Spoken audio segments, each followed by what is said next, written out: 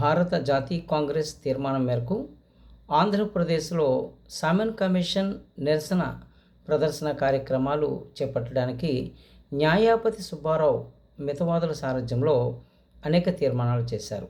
ముఖ్యంగా విజయవాడ, గుంటూరు, సికింద్రాబాద్, విజయనగరం, శ్రీకాకుళం, ఏలూరు మొదలైనటువంటి పట్టణాల్లో ఈ నిరసన ప్రదర్శన కార్యక్రమాలు చేపట్టడానికి ప్రయత్నం చేశారు.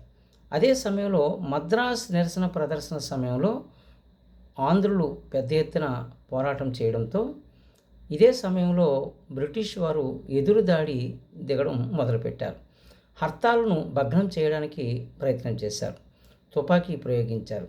ఇదే సమయంలో పార్థసారథి అనే ఒక చిన్న పిల్లవాడు మరణించడంతో అతన్ని చూడడానికి గాను టంగుటూరు ప్రకాశం పంతులు గారు ప్రయత్నం చేశారు. బ్రిటిష్ వారు తుపాకీలతో బెదిరించే ప్రయత్నం చేయగా ఆయన ఎదురు తిరిగి చొక్కా విప్పి దమ్ముంటే కాల్చండిరా అంటూ ఎదురు నిలిచినటువంటి ధీరోదాత్తమైనటువంటి ఆంధ్రుడు టంగుటూరు ప్రకాశం పంతులు. మద్రాస్ నిరసన ప్రదర్శన సమయంలో ప్రదర్శించినటువంటి ధైర్య సాహసాలకు గాను అతడికి ఆంధ్ర కేసరి, ఆంధ్ర సింహం అనేటువంటి బిరుదు ఇవ్వడం జరిగింది.